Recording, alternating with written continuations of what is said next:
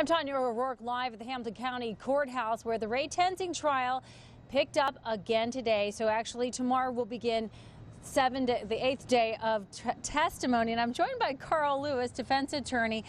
Got cut up there. Sorry about that. Let's talk about what happened today. Did something stick out? The prosecution rested, but was there something that stuck out for you today?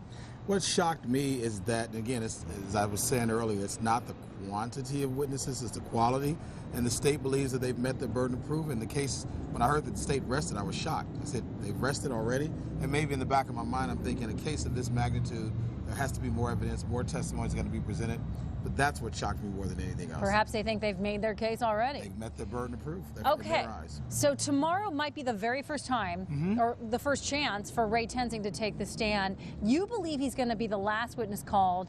Why? And what do you think he needs to say on that stand or do on that stand? As a defense attorney, you want to leave the jury with the strongest impression possible. And that strong impression is that the state has not proven its case beyond a reasonable doubt. Why? Because Mr. Tenzing has let you know, I did not set out to take anyone's life. I set out to protect and serve, to do my job, and this was not what I intended to do. Everyone believes that I intended to do this, but Tenzing has to show that I have compassion for human life, that I wanted to do my best, and I was just doing my job, and unfortunately this was an accident, not even an accident, but I felt threatened. If that's what they're purporting, self-defense, and that's going to be a hard hill to climb, but he's got to do it. He's got to do it. It is. We could be at closing arguments tomorrow, maybe Wednesday. So what do you think has to be done on both sides? Closing arguments have to be the best that they've ever done in their career, both sides. Because if the closing argument from the state is not strong, then you've left the jury with what I call unanswered questions, and they've got reasonable doubt.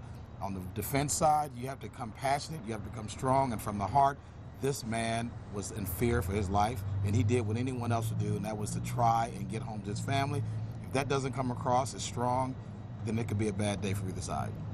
It's going to be interesting, and I believe that T-shirt that he wore underneath is coming back up in testimony in some way, shape, or form. You're not so sure. You're not, I disagree. Okay. Yeah. Well, we'll have to do a little side bet on that. Our legal expert, Carl Lewis, for joining. Thank you so much for being with us, as always. Julie, back to you in the studio.